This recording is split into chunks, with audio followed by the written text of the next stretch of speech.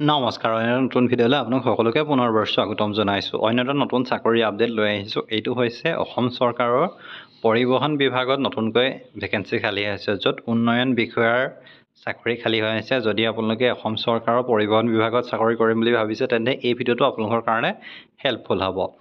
Channel যদি নতুনকৈ visit কৰিছে, ছাবস্ক্ৰাইব কৰিব, যিমান পাৰে ভিডিঅ'টো শ্বেয়াৰ কৰিব, যাতে সকলোৱে পায়। আৰু এতিয়া যদি আমি চাবলৈ যাওঁ, তেন্তে অসম চৰকাৰৰ পৰিবহণ বিভাগৰ অধীনত কনিষ্ঠ উন্নয়ন বিষয়াৰ কিছুসংখ্যক পদ মুকলি কৰা হৈছে ইতিমধ্যে। আৰু ইয়াৰ কাৰণে যদি চায়, তেন্তে মুঠ পদৰ সংখ্যা 9টা আছে।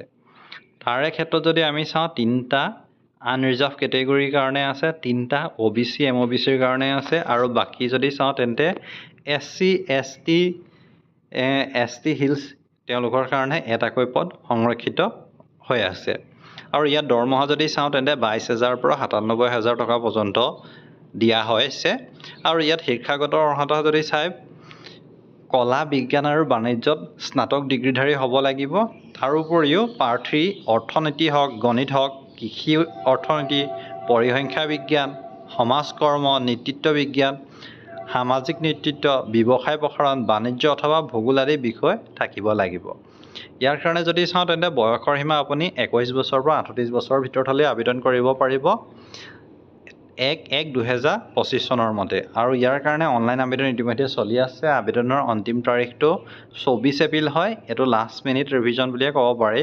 আপোনালোকে এতিয়াই ভিডিঅ'টো চাওক আৰু এতিয়াই আবেদন কৰক, আৰু ৰিলেটিভছ যদি কোনোবা আছে তেওঁলোকলৈ শ্বেয়াৰ কৰক। অধিক জানিবলৈ বা অনলাইন আবেদন কৰিবলৈ ডেছক্ৰিপশ্যনত এটা লিংক দি দিছোঁ, তাৰ পৰা গৈ আপোনালোকে আবেদন কৰিব পাৰিব। নতুবা আপোনালোকে যিটো APSC-recruitment.in গৈ পিনেও আপোনালোকে আবেদন কৰিব পাৰিব। চ' ইমানেই আছিলে। ভিডিঅ'টো চাই ভাল পালে লাইক কৰিব, শ্বেয়াৰ কৰিব, চেনেল নতুনকৈ ভিজিট কৰিলে ছাবস্ক্ৰাইব কৰিব নাপাহৰিব। ধন্যবাদ।